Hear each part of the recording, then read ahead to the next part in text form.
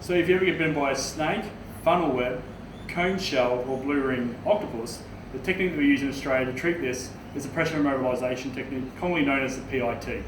Okay, so first you're going to need 3 bandages. 3 heavy crack bandages if available, otherwise whatever bandages you can get your hand on, okay, because you need to apply some pressure.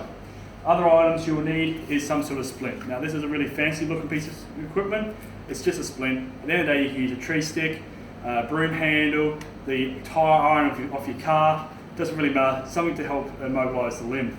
So in this case, Ken here has been bitten by a funnel web spider. Okay, to treat this bite, we'll use pressure immobilisation technique. So firstly, we identify the snake bite location. Now, if you have a dressing, in this case, I'm using a triangular bandage for my dressing. Apply that directly over the bite site. Can you hold that in place for us for a sec? Grab your first bandage and apply direct pressure over that bite location.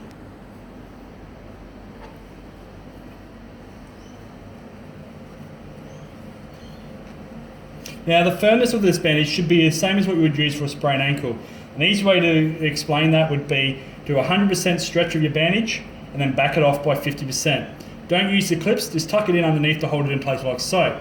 You will then grab your second heavy crate bandage like this one and you will start at the tips of the fingers and go right up the arm as far as you can go. If there's any clothing in the way, you would normally cut open the clothing and remove it out of the way because you want the bandage against the skin. Now, so we just can hold his fingers together there for us like that. Start at the tip, leaving the tips of your fingers out so that you can do a capillary refill. I'll explain that in a second. So, bandage all the way up the patient's arm, as far up the arm as you can go, nice and firm. Overlapping your bandage by 50% all the way up the arm. This really helps with the pressure, make it even. Okay, I'm a little bit short there, that's okay, that's enough, it's not a big deal. Now, should you not have enough bandages and you've only got 1 heavy crate, feel free to start at the bite site, bandage down to the tips of the fingers, then all the way back up the arm as far as you can go. Now we need to apply the splint. It's underneath the arm there like that. Okay, hold that in place there for us. With our third bandage or another triangular bandage, we tie our splint into place. So we just hold it in place like so. And just bandage all the way up the arm, not quite as firm and not as much overlap, just to hold your splint in place. Once you're happy your splint is in place, again, tuck it underneath, hold it in place, rest your arm on the table there for me, Ken, and that's where you would leave the arm. You will now call 000 from any landline. If you're using a mobile phone, 112 may be your best option to get out onto mobile networks.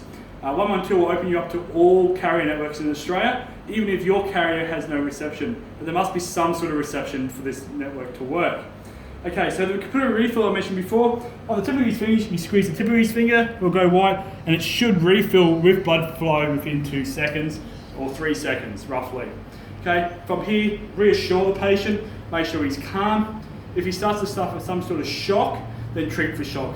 Okay, so watch closely on our Facebook page for our next video, which will cover off shock, and we're happy to see you there. In the meantime, like our page, share this video, get it out there, make sure all your family know what to do in the event that they get bitten by a snake, a cone shell, blue ring octopus, or a funnel web spider.